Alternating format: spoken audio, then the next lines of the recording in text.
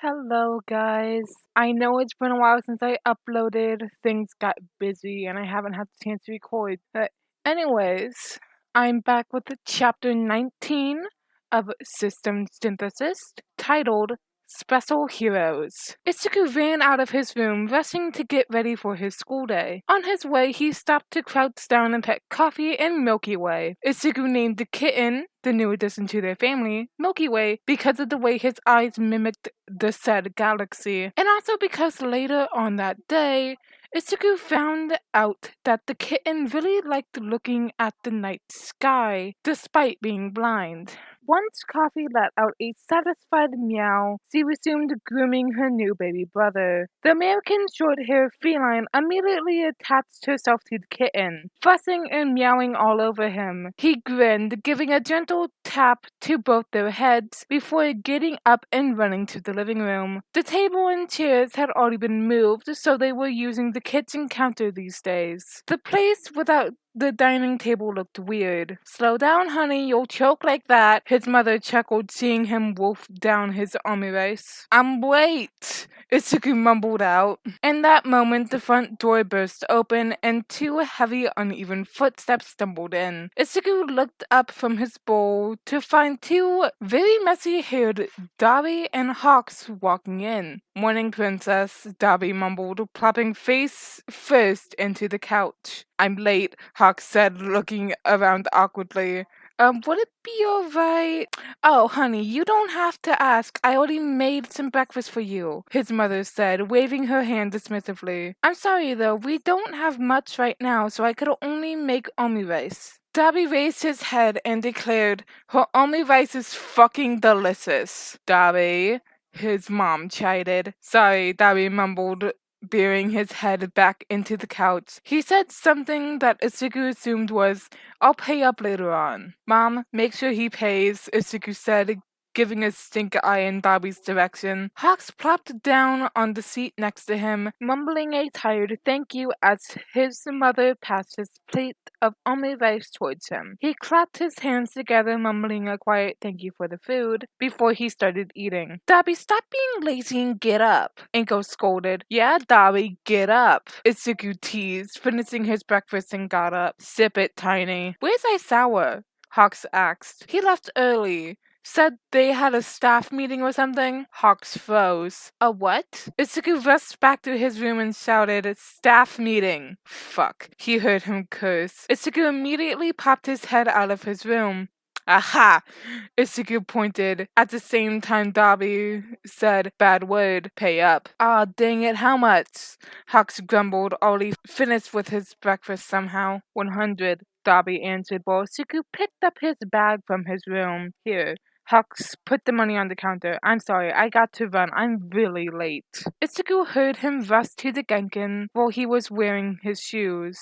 "Why are you in such a rush? When did your dad leave?" he asked instead. Like 10 minutes ago?" Hawks stuffed his feet into his boots. He stood up and narrowed his eyes, then rolled his tongue across his cheek. He mumbled, "K, I can manage it." Itsuki watched him run out. "Manage what?" he asked, but Hawks already took off from the balcony. "Why is he in a rush?" he gasped when he realized something. "Oh man, I could have asked for a ride." He checked the time. "Shit, I gotta run or I'll miss my train." Itsuki barely managed to run into his classroom before the bell rang. His dad did not look torn between amused and impressed. How he managed to convey those emotions at once was beyond Itsuki. He leaned against the wall, huffing and panting. He couldn't use an excuse.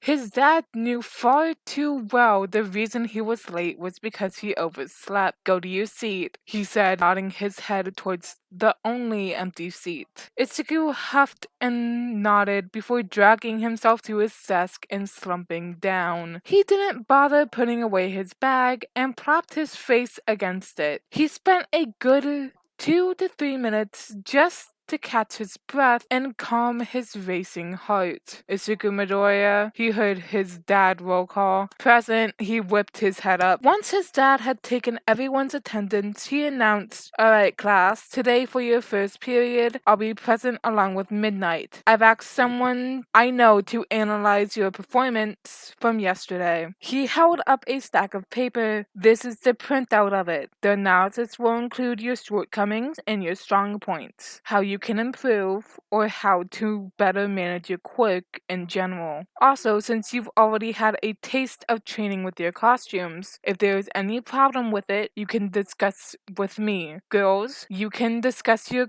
costume shortcomings with Midnight. There are a few students whose costumes require compulsory changes. Those students will find a separate section in this analysis for it." At that moment, the bell rang, and the door slid open with a slam. Isuku watched as the Miri strutted into the room with a smirk on her face and swaying her hips side to side. "Morning, little ducklings," she chirped, resting a hand against the table and leaning against it. She looked at Shota and grinned like a cat, but his dad moved away before she could try anything, and walked to its desk while handing out the printouts. Itsuku knew that the others would be getting the reports he had made, but he had no idea who made the one for him. It was most likely his dad, since he was the only person who knew fully about his quirk.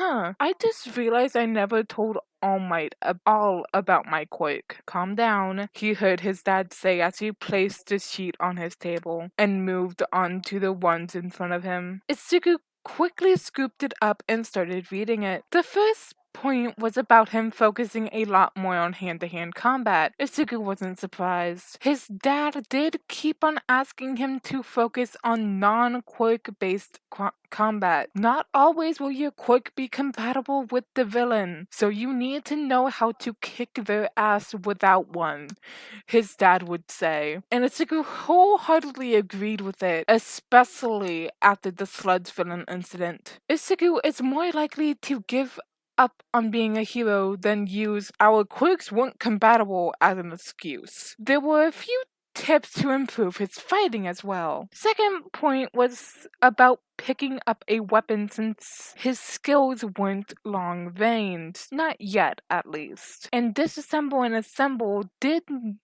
quite count as an AoE or long-range skill. The only long-range skills he had were sub-skills for fire breathing, the first and third form, and both of them required a medium for it to be used as a long-range skill. Otherwise, it's just a flashier version of second form, or plain breathing techniques. Apart from those 2 points, there wasn't anything else, so Suku put down his sheet and looked around curiously.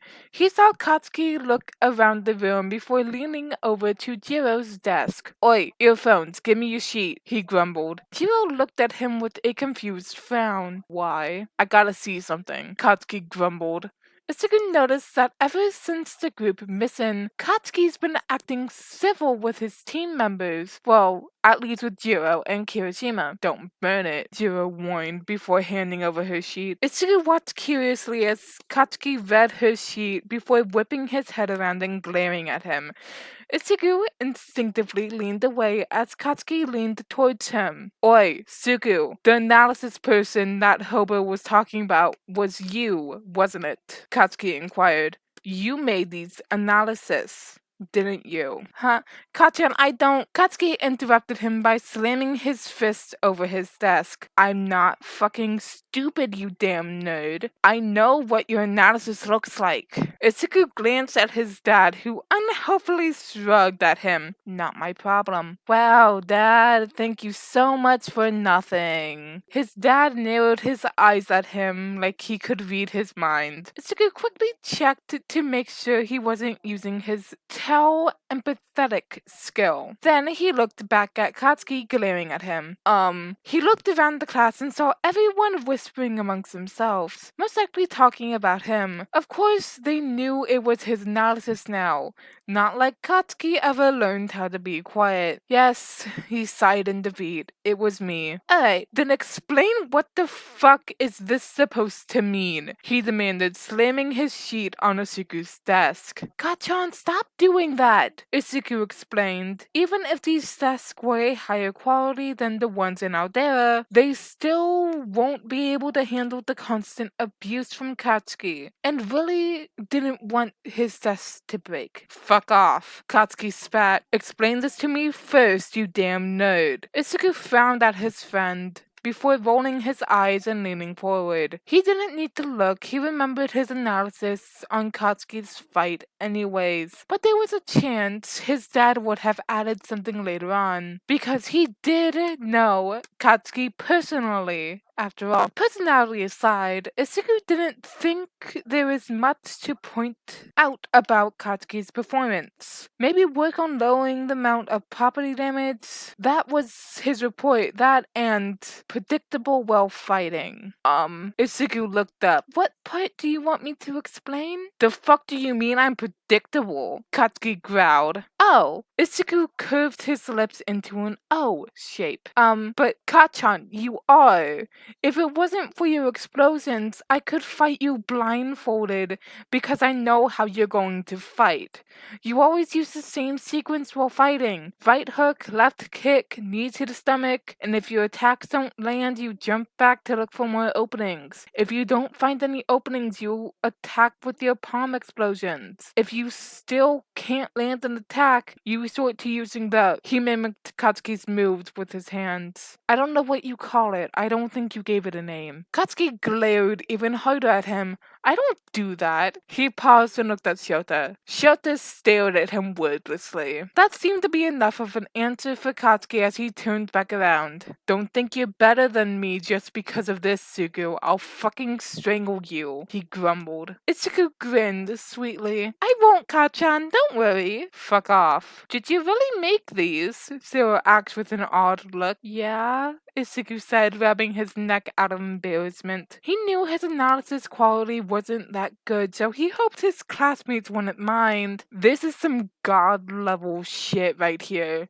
Shinso muttered from behind him. Isuku whipped his head around, surprised. Huh? I'm not kidding. Shinso stared at his sheets. This is better than what my jackass quirk counselor gave me. Man, this is amazing, Zero said. This is so amazing, Midoriya, Kirishima said from the other side of the room, all bright eyes and wide grin. It's really not that amazing, guys. Zero's right, Yayorozu spoke up, leaning to her side. It's precise and to the point, and it's easy to understand. Isuku felt his cheeks heat up as he blushed. He ducked his head and scratched his cheek while looking away. It's really nothing special. Plus, it's encouraging, Shinso muttered. Isuku looked at him and frowned. Analysis was made to help a person improve with their quirk. All analyses were supposed to be encouraging. He opened up his empathetic quirk, ignoring Shinso's, Zero's, and Yayorozu's curious look. He looked at his dad.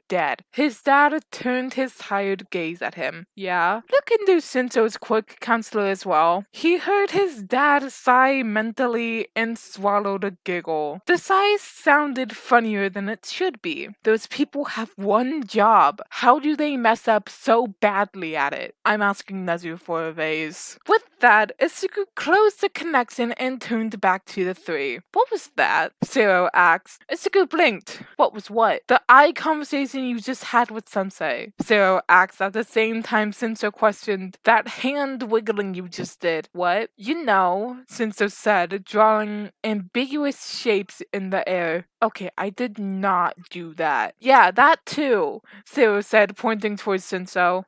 It's my quirk? Isuku answered, unsure how to explain it properly without giving away too much information. You did similar hand movements during the quirk apprehension test while you were building that motor glider. Was there something related to that? Yaoyorozu asked. Isuku was impressed at her observational skill and nodded.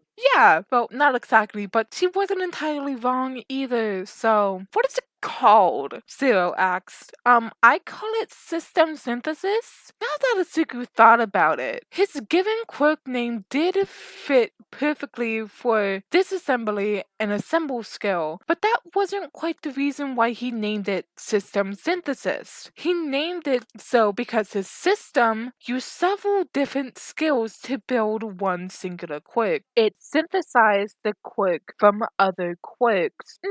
It's an interesting quirk, quite similar to mine. Yaoyorozu mumbled. Midoriya, a deep voice called. Isuku flinched slightly and turned to its owner. Todoroki looked at him with an icy cold glare. How did you know I used fire as well? Isuku racked his mind for an excuse, but Shinzo came for help. His quirk tells him about the others' quirks as well. Todoroki stared at him and nodded. I see. And with that, he turned his attention away from Isuku. What was that? Before anyone else could say anything else, Numeri drew everyone's attention by clapping her hands and said all the students in electives would rotate between different types of rescue heroics, underground heroics, and other fields that didn't particularly fall into talking about heroics. And of course, even if Isugu knew the principal was baiting him, he willingly took the bait. He had so many long essays about each and every type of heroic, and Nezu was willing to listen to all of them. Heroics isn't just about fighting big bad villains. There was a lot of behind-the-scenes work involved, excluding the paperwork, of course. There are matters involving territory between the heroes, priority of cases, and of course, the degree of danger involved in the cases. Heroes in the top 100 usually let the rookie heroes take care of smaller villains. In a country where there are so many heroes, dividing the work is important. If the big shot heroes kept on tackling every big villain, then the new heroes wouldn't get a chance to shine. But at the same time, to stand aside just because a villain is below their pay grade is wrong. If there was no one around to apprehend the villains, they should step in. But that was mostly the Limelights heroics and Twilight heroics. The underground hero organization was far more complex. Underground heroics no longer referred to heroics happening in the shadows. It has become an umbrella term of sorts to include a lot of different fields. His dad didn't explain it to him in too much detail, but Isugu spent enough time on the internet to get a general idea. The underground villain community worked differently than the above ground villain community. Yes, there was a community for villains as well. Unlike Limelight Heroics, they were just about heroes and villains. The underground heroics included a lot of facts that fell into a gray region, where Limelight heroics considered vigilantism completely illegal. The underground hero community tended to coexist with them. As long as the vigilante didn't outright kill anyone, they let them be. They often worked as an important source of information because of their position. Also, there were several neutral territories. Informants who were willing to sell information to anyone as long as they paid their fees. It wasn't always money. World dark and shifty like the underground, things like security mattered a lot. Most healer heroes worked in the limelight, where there was fame and popularity. Very rarely did anyone with healing quirks decide to step into the underground world. His dad had explained how healers were considered considered entirely untouchable in the underground world. Nobody messed with them, heroes and villains alike, because they both knew how hard it was to get proper health care in their field of work. Then there were also double agents, spies, and moles. People who have ambiguous morals. Someone had to collect the information about all the drug rings, trafficking circles, illegal entry of items and people alike. It's vast, it's complex, and overlooked. There were also rescue heroes that people tend to ignore, and Itsuku had no idea why. Like, there are ones who help you when there are natural disasters. There are ones to provide safety and first aid when the Limelight heroes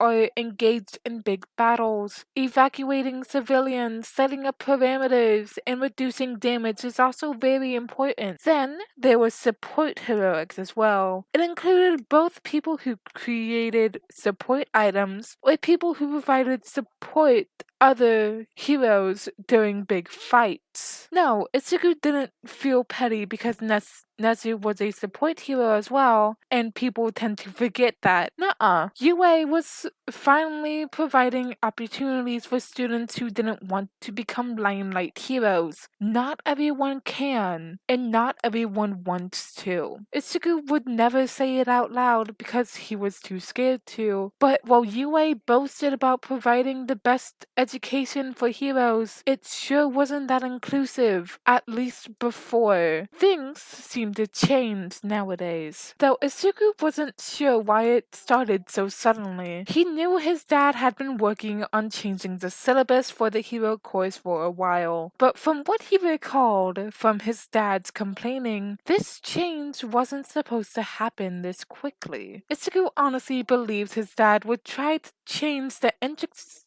exam test before he changed the syllabi. The door slid open and his dad walked in, looking even more tired than he had been in the morning. Didn't he have a law and ethics class with the second year hero students? Alright, class. Those who have chosen an elective, go wear your hero costumes and head to the ground in front of Gym Seta, he declared. There's a Gym Seta? Itsuku heard someone whisper in belief. Excuse my language, but what the actual fuck? Shigaraki shrieked. How many grounds are there? How big is this place? How do they even have the money for this? En asked, looking warmly close to spontaneously combusting. How did the economy change this drastically? Shimori added. It has changed a lot since my time, Nana said. We only had 3 grounds and 5 gyms, and during that time, UA covered almost all of the tip of this hill. And face planted on the ground. Banjo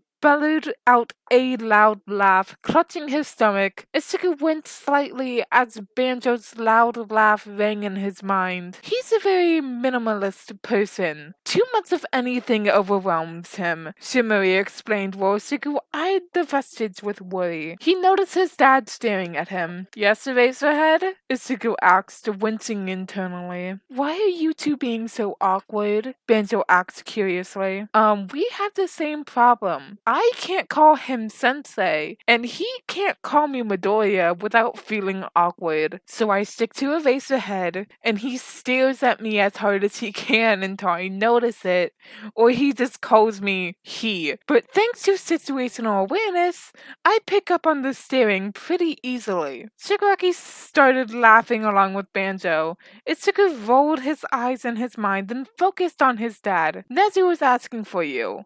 Meet him after this class is over, he said. Huh? What for? Itsuku asked. He didn't have another class with him until next week. His dad shrugged as he turned around. Real helpful, Dad. He whipped his head around in Itsuku's direction and narrowed his eyes. Did you just sass me in your mind? No. Itsuku looked away. Midoriya, let's go! Uraraka chirped, bouncing over to his desk. Itsuki couldn't help but smile, seeing her enthusiasm. He nodded and stood up. Okay, Midoriya, if you don't mind me asking, do you and Bakugo know each other from before high school? Uraraka asked. Itsuki noticed he was wearing her hero costume as well. Yeah, we're childhood best friends. We pretty much grew up together. Itsuki answered. Is he always like that? Uraraka asked. You know, loud and angry. Itsuki chuckled. Yeah, but he's not bad though. He's a good friend. Mm-hmm. Uraraka twirled around on her toes and smiled. You're a really kind person, Midoriya. Itsuki felt himself brush slightly and rubbed at the back of his neck. It's not like that. Midoriya! Uraraka! Another voice called. Itsuki looked over his shoulder to find Ida running his way to them. He was wearing the normal school uniform. Itsuki wasn't surprised. In fact, he believed he would have been more surprised if Ida did pick an elective. No running in the halls, Uraraka reminded cheekily. 3 days in, and everyone knew that Ida was a stickler for the rules. It was hilarious to see him freeze abruptly as his eyes went wide. Anyone could see that he was momentarily panicked before correcting himself. He slowed down and then speed walked towards them. Uraraka burst out laughing seeing it. Rorosuke giggled. Thank you for reminding me, Uraraka, Ida said, chopping his hand in the air. Uraraka gave a bright smile. You're welcome. Why do you think Eraserhead asked us all together? Ida said. Should this class be solely for the ones who picked an elective?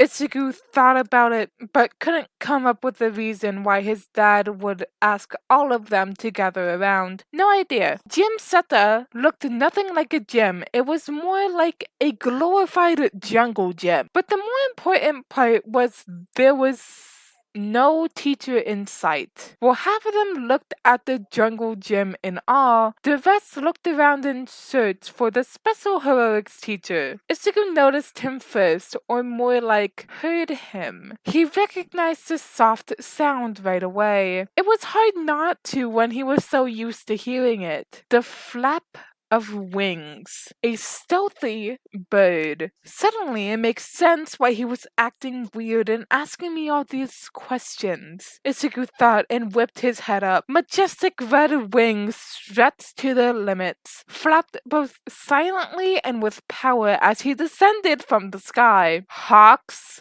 Itsuki spluttered. The number 3 hero landed in front of the crowd with his iconic press smile plastered on his face. His wings remained outstretched and he bowed slightly. At your service, he grinned. At first, there was a pin drop silence, and then chaos. And from the wide grin on Hawks' face, it was exactly the reaction he had been hoping for. What is Hawks doing here? He's going to be the special heroics teacher? First All Might, and now Hawks? Oh my god. Someone pinch me. Silence, Shota ordered, activating his quirk. Everyone fell quiet as his eyes flashed red, and his hair started floating upwards. He glared at everyone until there was pin drop silence before deactivating his quirk. He grumbled as he took out his eye drops. Ugh, didn't I tell you not to make me use my quirk too much? Hello, little birds, Hawks greeted, a friendly smile on his face. You guessed it right on the money. I'm going to be your special heroics teacher. So, it won't just be me. Special heroics is a vast subject, you know. Plus, I'm currently working for my teaching license, so I'm going to need a little bit of help from you guys as well. Itsuki peeked over Ida's shoulder, confused as to when the blue-haired boy had stepped in front of him. He felt a weird feeling stir in his chest. His forehead furrowed slightly as he pouted. His fingers fiddled with the edge of his hero costume. Itsuki heard Shigaraki sniff dramatically and loudly say, "Y'all smell that? That burning smell?" What? Itsuki whipped his head around, sniffing the air before realizing Shigaraki can't actually smell anything. That burning smell of jealousy, Shigaraki finished, cackling at the end. I'm not jealous. Ichigo thought a little too quickly to seem convincing to the vestiges. I didn't say a name, though, Shigaraki pointed out. He didn't, Banjo unhopefully added. Ichigo felt heat rise up his cheeks. A cold touch landed on his back, and he glanced back to find En patting his back with a solemn expression on his face. It's okay to feel jealous, but I'm not jealous. You don't sound convincing, kiddo, Banjo deadpanned. Whatever, it was a dumb nickname anyways. I'm not a bird or little. Ichigo huffed and ignored the vestiges in favor of focusing on Hawks and his dad. Just as he turned his attention back to them, he met eyes with the number 3 hero. The winged hero grinned and waved at him. Hey, baby bird. Ichigo sucked in a sharp breath, feeling him unwittingly to relax as something warm stirred in him. Shigaraki laughed. A hand rose up. Hawks looked delighted at that. The feathers of his wings bristled as he pointed to Uraka. Yes, you. From that stupidly satisfied look on his face, Ichigo knew that the hero was probably dying to get the chance to do this. You know Midoriya? Yep, Hawks replied. We race sometimes, he said with an air of nonchalant pride in his voice. I win. By a few seconds, Ichigo mumbled in protest. Every time, Ichigo thought. He does this every time he wins a race. Another hand rose up. Hawks looked delighted once again as he pointed to Asui. Yes? How do we refer to you, Carol? She asked. Do we call you Hawks or Sensei? I'm fine with both. Hawks shrugged. Then he clapped his hands. Anyways, let's continue with our class, shall we? He looked at Shota, waving his hand in a motion to say, go on. Shota huffed and rolled his eyes slightly as he whipped out a notepad from somewhere. In case you're wondering why you were called here despite not having chosen an elective, Shota explained, is so that you can observe the class for the day if you want, in case you want to join next time onwards. You will need to inform me about it and I'll give you the forms for it. Anyways, he glanced at the notepad. The ones who have chosen special heroic studies step forward. Great, Hawks chirped happily. Now let me explain how this class will be conducted and what I will be teaching you guys.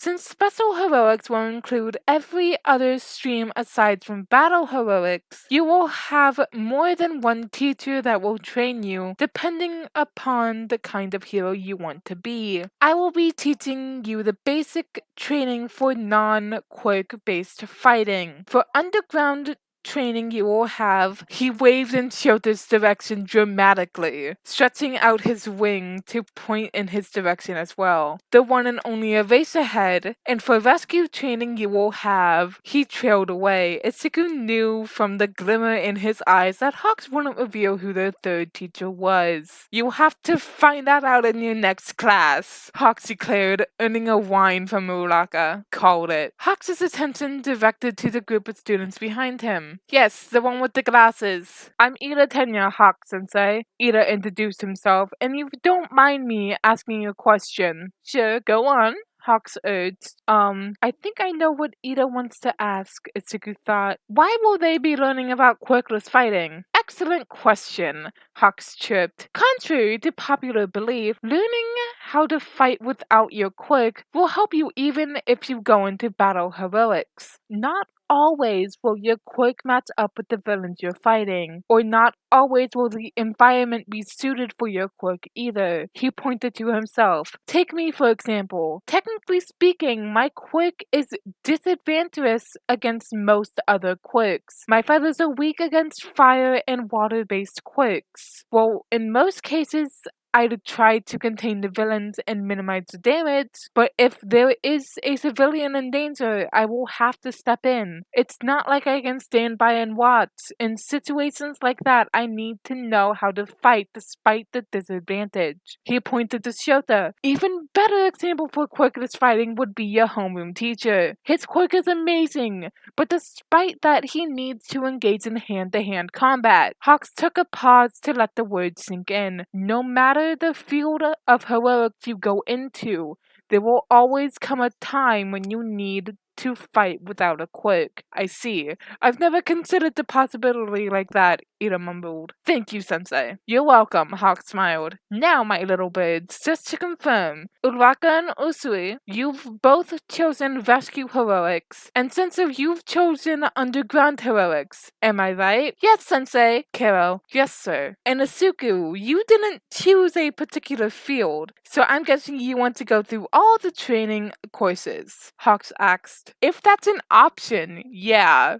Asuku nodded. Of course it is, baby bird. Hawks replied. A short pause, and then the hero glanced at Shota before signing something to Shota. Shota looked at the winged hero with a judging look before nodding in response. Alright, now for the first few quicks. You will all go through basic training before you focus on a particular field, Hawks explained. He glanced at the students behind them before looking at Shota once again. What about them? Like I said, if they want to stay here and observe, if they want. Otherwise, it's a free period for them, Shota answered. And as Atsuku expected, no one moved. Now for your first class, you will be focusing on your senses. A common problem a lot of heroes face is vision. Most humans have a 30-degree range of vision, 60-degree field of vision, and 120-degree range of peripheral vision. Beyond that, neither falls under the blind range of the eye, meaning beyond 120 degrees on this side, he pointed to his left, is blind to my left eye. And same for my right, but most people can only use 60 degrees of the entire vision range. And that further narrows down 10 situations. He frowned slightly. And that's dangerous. Your vision is even more important for underground heroics. Your vision is already taking a hit because of the darkness at night. But if it tunnels due to the pressure of the fight, you will be open to attacks not just from the villains you're fighting, but also surprise attack.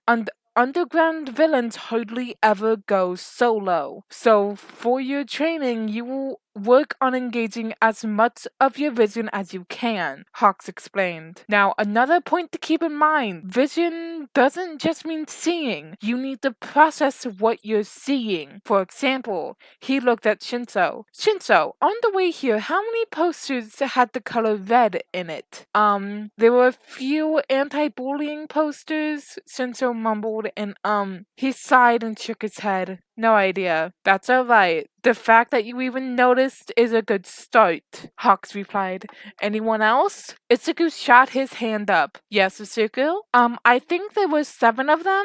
Itsuku answered. Hawks opened his mouth as if he were going to say, correct, but then crossed his hands into an X and went, ding, wrong answer. He looked at Shota. Eraserhead? Shota let out a tired sigh and answered, there's 15. 7 anti-bullying, 3 for activity clubs, 2 for school notices, and 3 for rules. Correct, Hawks chirped. You see, the posters for anti-bullying were white letters on a red background, so it'll catch your eye if you have a wide range of vision. But for the rest, they had red with other colors. Was it red or white? Did I see any red there? Questions like that create doubt, and doubt leaves room for mistakes. Mistakes you can't always afford. Now, vision like Eraserhead doesn't count. It's rare, Hawks explained. What he has is called an eagle eye, as in he can see any place from top view, like a bird flying from the sky. Here's an example. Eraserhead, how many feathers are hovering right now? 6, Shota answered with ease. Itsuku gaped in surprise. The feathers were behind him. Sense why he could never sneak up to his dad without stealth on. And sometimes, even with stealth activated, he failed. He didn't sense him coming, he saw him. But you can come close to his level of spatial awareness, Hawks continued. That's so cool. Itsuku heard it Shinso whisper in awe. Here's how we'll proceed. Hawk stepped aside, giving a clear view to the jungle gym. You will have to clear this course while avoiding getting shot by the balls. On cue, several drones flew flew up in the air. Don't worry, none of them will hurt you, just enough so you know you were hit. For your ease, the drones will follow the exact same pattern every single time, Shota added, and you will only get 10 times before you're out. Then he stared at Asuku. Getting the silent message, Asuku activated tele-empathetic connection. You can't use situational awareness. Okay. Asuri raised her hand, but Sensei, how can we avoid the shots? You just need to see it and move out of its way, Hawks explained. After the drones target you, you will have around 2 seconds to avoid getting shot. Like this. He detached a feather and directed it towards Shota. It hovered in the air for 2 seconds, while Shota ducked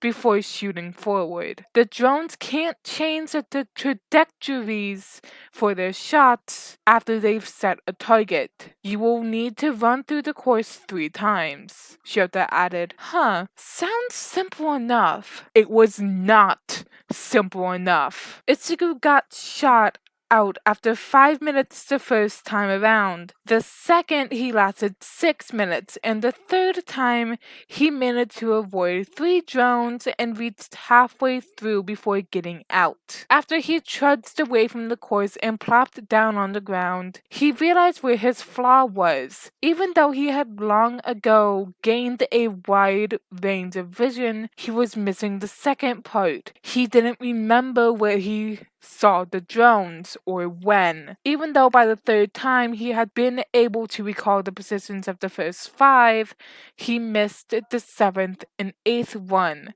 He got shot in the head both times. He was 50% sure he saw his dad laugh at that. Asuri performed the best out of them, having managed to reach midway just by the second chance, and by the third time she even took down one of the drones with her tongue. She's amazing. Uraka and Shinso both struggled like him. Uraka got used to it by the third time around. Shinso, on the other hand, didn't seem to memorize the positions or path of the drones, but opted for slipping past them with speed. You all did fairly well for your first class, Hawks said happily. Did you guys get an idea of how you have to do this? Yep, I did, Kiro. Yeah, perfect. You can practice your spatial awareness anywhere and not just in class, Hawks pointed out. So try to do it if you can. Tring! The bell rang, declaring the end of the class. Isuku had no idea where the time passed away. Alright, that's all for today. If you have any questions, feel free to ask me anytime. Isuku was so going to force Dabi to help him later on at home. Okay, guys, that is the end of this chapter. I hope you enjoyed. I'm sorry for any mispronunciation or stuttering. And again, I'm sorry I disappeared, but I will most likely be back to my regular uploading schedule. Bye-bye!